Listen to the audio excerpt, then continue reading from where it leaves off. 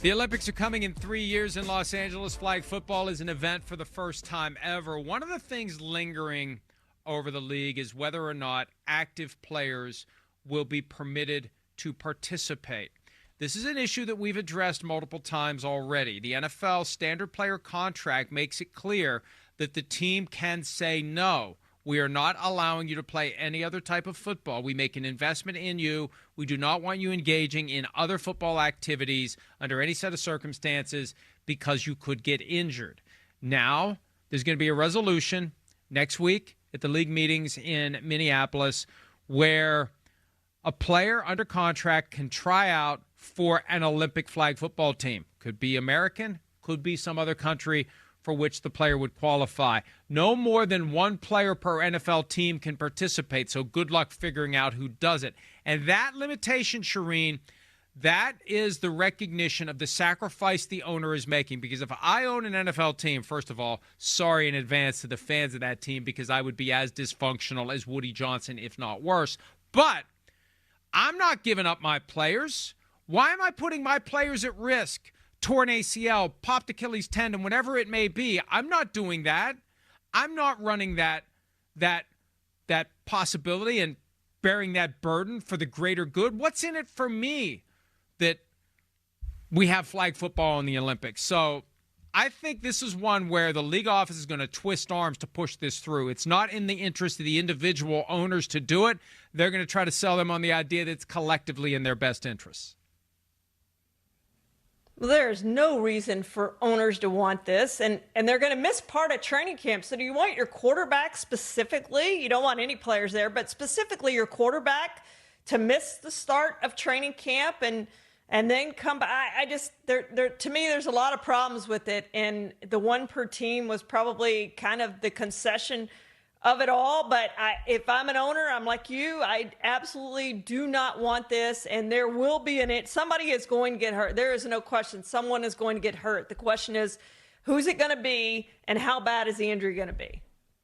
One of the benefits of being at the league meetings in March, specifically the cocktail party, when the bar is open and the booze is flowing, if you're in the right spot at the right time, you can pick up something that gives you an idea of what's coming. And it was clear to me there's tension between the league office and ownership over whether or not this is going to fly. And you can still make it a big deal without having active NFL players. This would be the perfect off-ramp for a player who is retiring. And I know it's only once every 4 years, and some guys are going to get screwed by the schedule. Well, that happens all the time. You've got athletes who reach their peak between one set of Olympic Games and the next. That's just life.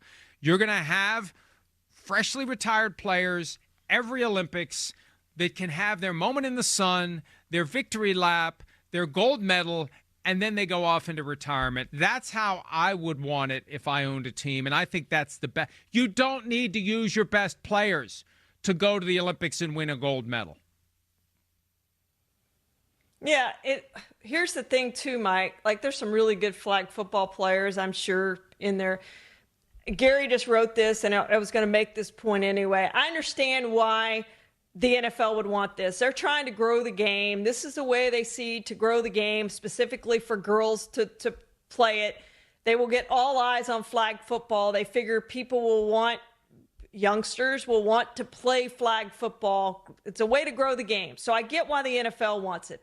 I get why NFL players want to do it. I've covered 7 Olympic Games. To win a gold medal for your country is amazing. And to hear the national anthem play when you're up there on that medal stand with the medal around your neck, it's amazing. And the NBA players can tell you how great it is to go and want to go. So I get why they want it. And I also get why owners don't want them to be there to do it. So I had a lot of questions, and I started looking, and a lot of them weren't answered. Like, it's under the purview of USA Football, but are they going to have to try out? Are they going to have to compete against some of these players who play flag football? There's 5 starters on a team. There's 12 players on a team. I looked that up. So it's just interesting how this is all going to work. And I know it's a little ways out, but it to me, it's very intriguing. And they obviously will have more eyes on flag football if it's NFL players playing. The Olympics should want it as well, because there will be more eyes on these games. I don't know how many more eyes it'll be if it's Tyreek Hill or whoever the active top receiver in the NFL. I'm not ready to sign on to that. And I look at it this way, and I want to choose my words carefully here so I can make my point as clearly as possible. The NFL wants to globalize the game. Look, let's be cynical about this. The NFL didn't just suddenly decide that there's an artistry to flag football and the game hasn't been fully appreciated and people should really be playing and watching flag football. This is the way to infiltrate the globe with football. You're not going to do it with organized 11-on-11, full pads, full contact football. You're not going to have every country playing it, men's and women's. Flag football, because that's one of the things for Olympics. It's got to be something that's men's and women's. So flag football, it's a lot easier to sell it as an Olympic sport. It's a lot cheaper to get people to play it. It can spread more rapidly. But here's the fundamental reality. How do I say this delicately? Nobody wants to watch flag football. Now, maybe within the confines of the Olympics, when for the 2 weeks out of the year we suddenly care about sports that for 3 years and 50 weeks we don't care about at all.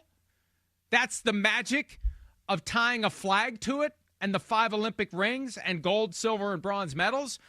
But pro football, tackle football is a spectator sport. Flag football is a participation sport.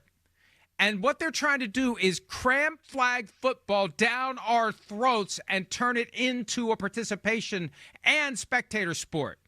And that's where I say, Charean, look, I love watching 11-on-11 tackle football, especially professional football. I'm not interested in watching flag football.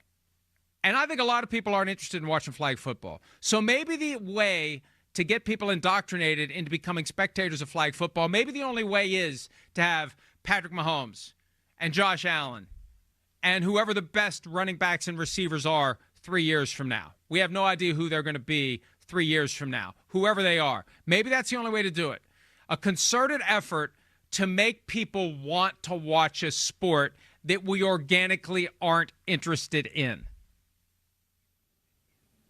Well, and that's what the Olympics does. You sit there in front of the TV and you watch all these sports that you wouldn't normally watch and that you don't watch at any other time. I don't watch the Pro Bowl, flag football, whatever they do. I don't watch that, but I would watch it at the Olympics for sure.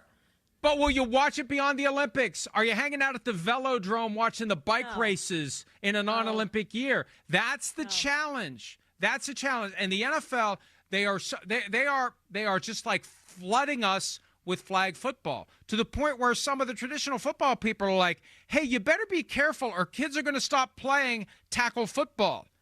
And then we're going to have this hybrid that develops of flag and tackle over the years. And I don't know whether that's intentional or not, but this is very simple from the NFL's perspective. They recognize that they're not going to fully infiltrate the globe with tackle football. They're going to do it with flag football, and they're hoping that by getting people to participate in and watch flag football, it will make them consume the NFL product. I don't know that that logic works, but damn it, they're going to try.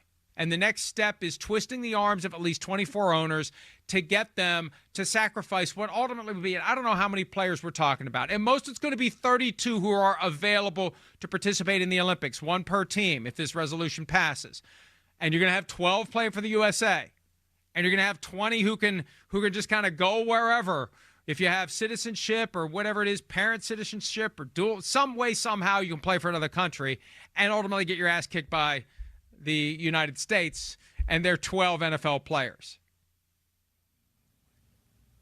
Yeah, that's absolutely what it's going to boil down to is the U.S. is going to dominate this thing and they'll get a go. And it's the reason that softball and baseball went away for a while because the USA and softball was way too good for everybody else. And it's probably going to be this way for a really long time in flag football too. And they may eventually throw up their hands and say, this isn't even worth it for us to put this on. So who knows how long this even lasts for the Olympics.